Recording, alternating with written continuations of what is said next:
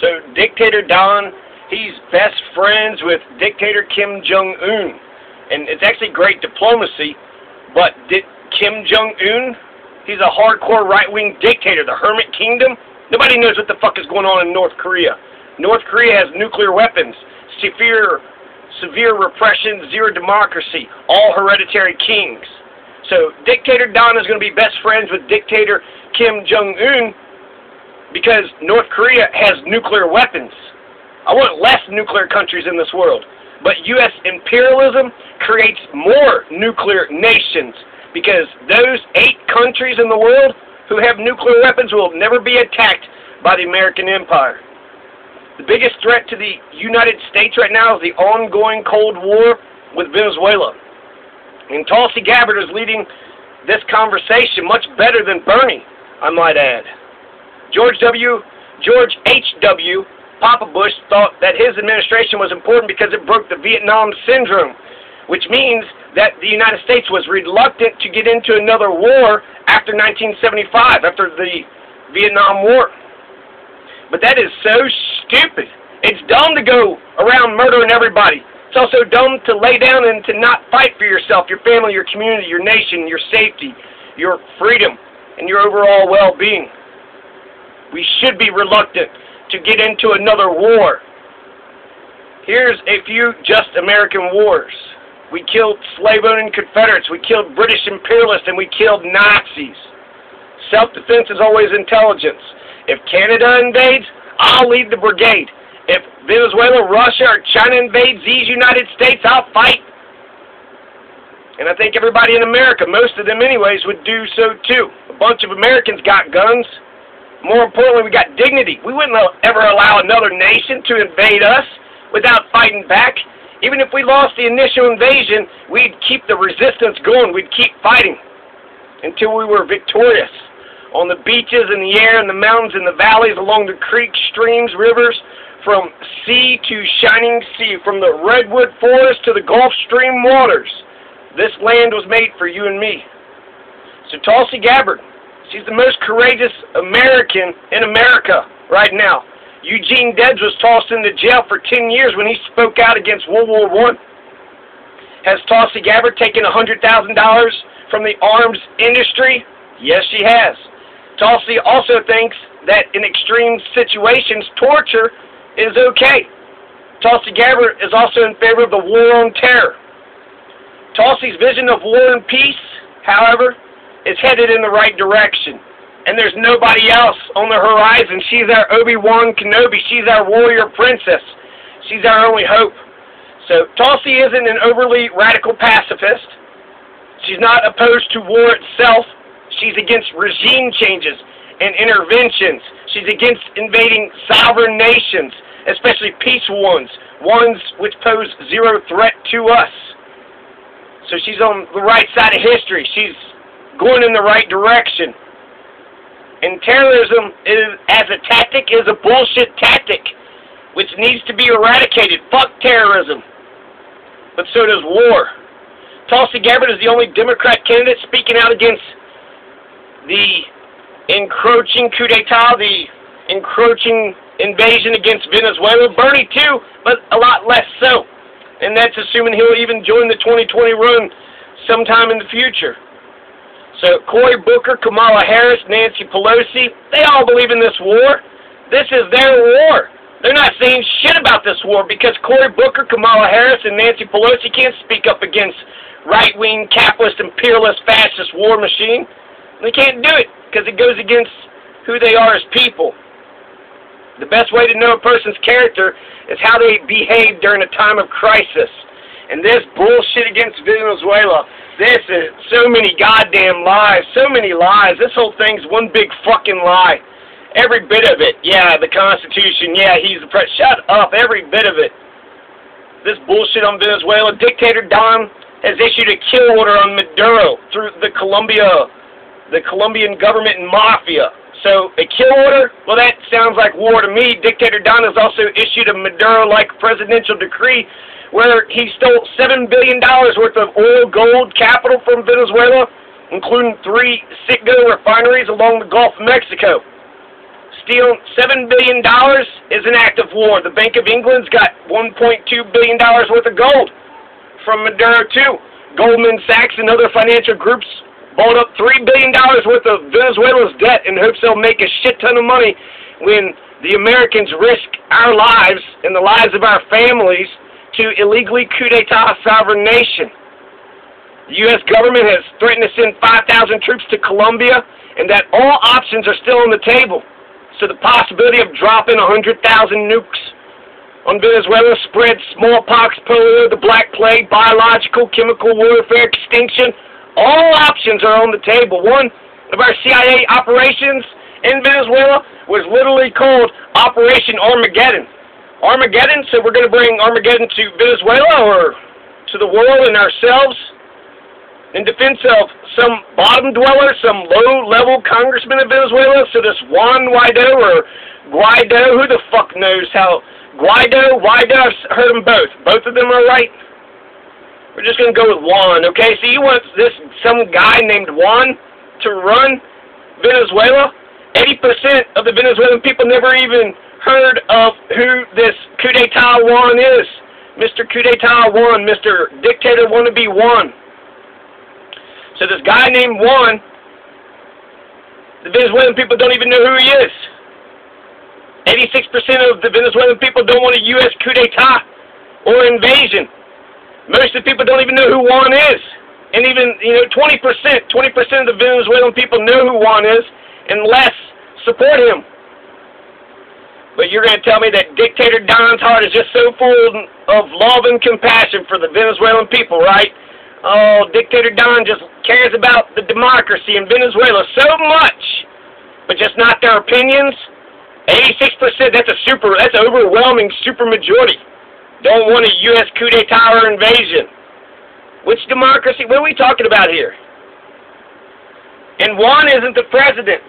He was elected president of the National Assembly by the National Assembly, so that's just like assuming Mitch McConnell is the president of the United States, just because he was elected by the Senate to be the president of the Senate. The president of the Senate isn't the president of the United States, just like the president of the National Assembly isn't the president of Venezuela. The American people wouldn't tolerate Mexico invading us, deposing of Dictator Don and installing him with Dictator Mitch. Mitch wasn't elected by the American people. Mitch McConnell was only elected by Kentuckians to be the senator from Kentucky. He's not the president. I don't give a goddamn what the fuck Canada or Colombia or Saudi Arabia or Myanmar says about it. Mitch isn't the fucking president. Neither is Dictator Juan. So Dictator Juan became president, assumed the presidency after Mike Pence called him, after Dictator Don told him to declare himself one. Because if anybody declares themselves president and Dictator Don recognizes it, well shit, then that's the truth. You're a president, and you're a president. Everybody's a president. I trust Tulsi. I trust Tulsi Gabbard to lead this empire better than all the Democratic candidates so far. She at least knows that invading sovereign nations just because they're socialist and rich in oil is wrong. She knows murder is wrong. War is mass murder. If we can't agree that murder is wrong, we got no basis for a civilization. Very few folks in the U.S. government has even spoken up against this attempted Venezuelan coup d'etat. Tulsi Gabbard has at least done that. I want this nation of forever never wars to go in the direction of Tulsi Gabbard. We must put it into war, or war will put it into us. That's Albert motherfucking Einstein. I'm not afraid to fight. I'll fight for America. I'll fight for the American people. Me, you, all of us. I'll fight for all of us. If we're being invaded, if we're being attacked, self-defense is intelligence. I'll fight for other nations who call for our help. I'll fight against British or Nazi imperialists. I'll fight against slave owners. And I'll fight for revolution. We should always be reluctant to go to war. I'll also fight against genocide. But we should always be reluctant to go to war to make sure we're on the right side. We've got to get this right. And if we're on the wrong side, if and when we fuck up and we go down the wrong road, that we still have enough humility to turn back around and hope that the damage done isn't that bad, offer a million apologies, and hope that the people we hurt believe that our intentions were good and pure and just and right. if America is murdering 4 million Vietnamese over fucking communism, just because we're being ran by a bunch of criminal, capitalist, murdering, imperialist pieces of shit, then we're on the wrong side of history. And those egotistical pricks leading a war of lies won't admit that they lied or made a mistake, so the illegal bullshit war carries on in order to save face, all of it leading to complete extermination, complete extinction, sending America straight to hell, Armageddon. When you're headed down the wrong road, it's never too late to turn around.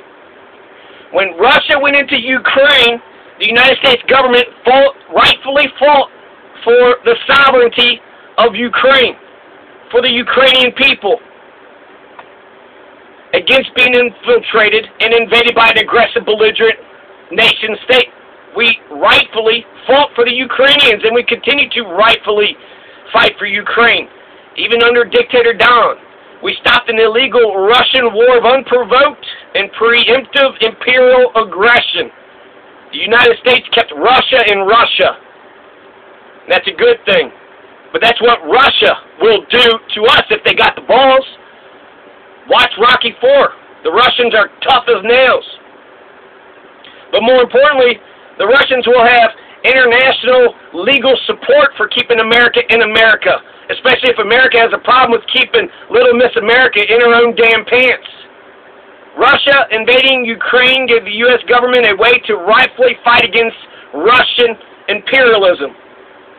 The United States invading Venezuela will open up that same opportunity, that same doorway, to allow North Korea, Cuba, Iran, Russia, India, China, Jamaica, Mexico, all the allies of Venezuela, Bolivia, Uruguay, maybe Ecuador, Nicaragua, South Africa, the United Nations, the African Union, CARICOM, ALBA, to invade the Western Hemisphere and the United States, too. In the Western Hemisphere, who can defeat us? Between North and South America, nobody has nuclear weapons on this hemisphere, nor weapons of mass destruction, except for the U.S., and even if they got some kind of military, it's pitiful up against ours. Nobody can defeat us in the Western Hemisphere.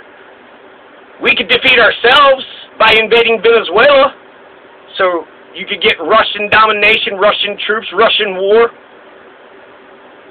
in the Western Hemisphere. So this Cold War on Venezuela could easily turn into a world war. It could also bring the war here in the United States. Excuse me. Like Vietnam, the war on Venezuela is wrong. The Russians will arm and finance, maybe fight alongside the Venezuelans, but at the very least they'll arm and finance them, and they'd be right to do so. We invaded Kuwait when Iraq invaded Kuwait, and we rightfully defended Kuwait. We're rightfully defending the Kurds in Syria now. So just as the Russians and Chinese will defend Venezuela and their sovereignty and their people, rightfully so, 86% of the Venezuelan people don't want a U.S. coup d'etat invasion. The Venezuelans will fight us. They will fight us forever. We will never forcefully conquer them. They will be heavily financed by our enemies in the world, and it will give our enemies in the world a foothold into this hemisphere. And it will go on for decades. In Latin and South America, we need for them to be our friends. Pussified imperialist capitalists need to accept that socialism is one of the two main economic systems of the world. And it's a free world. A nation can choose whichever economic system works best for them. U.S. government would win friends if we fought for self-determination and national sovereignty. Personally, I believe in referendums. If a nation wants to become an American state, we should take them up on their offer, and we conquer them without firing a single shot. We neutralize our enemies by turning them into friends. I'd rather live in a neighborhood full of friends than one full of enemies. And if Venezuela doesn't want to become a U.S. state, then we haven't won their hearts and minds yet. And taking over their nation by violence, when they don't want us to, won't win their hearts and minds either. Come on, America. You know this shit's wrong. They've been lying to us for fucking since the beginning. They lied to us about Iran in 53, Guatemala, 54. They lied to us about Vietnam, Iraq, Libya, Syria, and now they're lying to us about Venezuela. When you're headed down the wrong road, It's never too late to turn around.